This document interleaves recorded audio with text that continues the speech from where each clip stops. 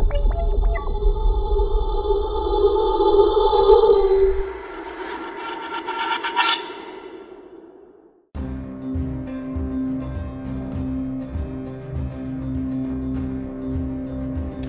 everyone, I'm Captain Logan. And I'm Vince. And it's time once again to recommend things. Today we are once again at Free Comic Day at Pop Culture Comics in Overland Park, Kansas. And we're going to recommend some stuff that we found laying around in the store, but we've read before.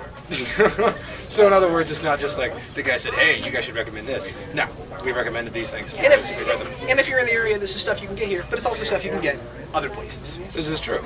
But seriously, Pop Culture Comics is worth stopping. Yeah, You can buy this is things fantastic. So we're we've actually not shot in here often, so you can see some of the store while we're shooting, and pretty cool stuff. So Vince, what do you recommend today? I'm recommending to this particular series to anybody who's over 18. I'm recommending The Boys by Garth Ennis. That's right, The Boys by Garth Ennis. Particularly the early stuff, because towards the end it starts to lose focus and it becomes just kind of a sort of just an adult series for the sake of an adult series. However, the early stuff is really clever to me, even though it's dirty. It was billed as the book that would out-preacher Preacher.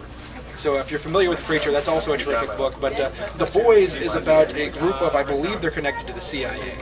And these guys are the people who keep superheroes in line. So when you think of a superhero, like imagine a world where superheroes basically have the power to roam free, and they're connected to big business, and you make more money being a superhero than you do a villain, so why ever be a villain type of thing. So now we have these people who are just like marketing superpowers. And honestly, I had no idea it was even superhero related. Like, I don't know much about it. It's so the boys basically find reasons to kill superheroes, and then they do. And the big bad in the series, the one that's still going on after issue, I don't know, I think it's in the 50s now. I think the big one is the sort of Justice League ripoff. So if you read the series, you will find that there's going to be an Avengers type of group, there's going to be an X-Men type of group, and it's all this really disturbing kind of bent on everything, but it's all tongue-in-cheek, it's all fun and funny, but it's also really disturbing. There's graphic violence and there's graphic nudity and things that's just really disturbing in here. However, I think it's worth a watch. That's why we're not filming in the kids section. That's right. I don't. That's why I'm not showing you guys any pages from in here. Although some of them are tame enough to show you. You know what I mean? It's it's not like it's just constantly grotesque stuff.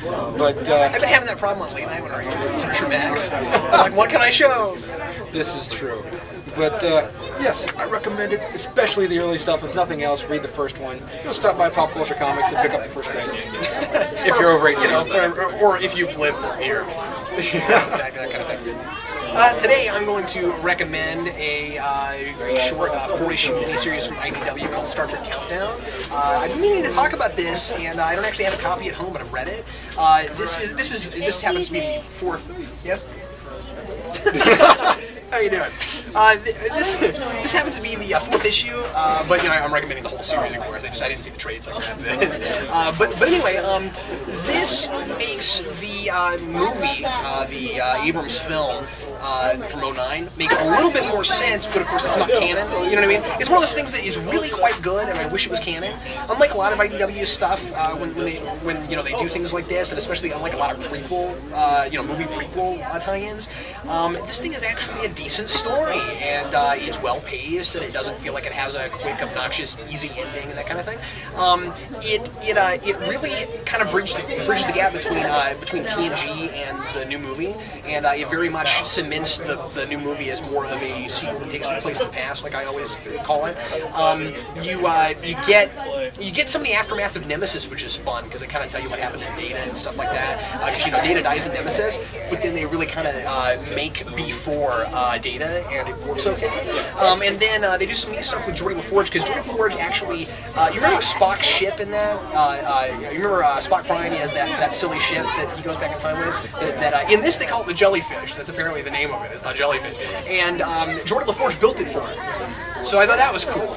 So I don't know. For TNG fans, it's especially really quite good, and there's a whole lot of good stuff with Spock and Nero, because in this, Spock and Nero actually know each other. They were friends. And Spock was trying to help Nero prevent the destruction of Romulus, and they actually have a relationship. So when Romulus explodes, there's a much better reason for Nero in this to blame Spock and to not like Spock, and they really have kind of that Lex Luthor Superman thing going on, where they were friends and they became bitter enemies, and it's quite good. So again, it's not canon or anything. There's a bunch of fans that wish it were, kind of including myself.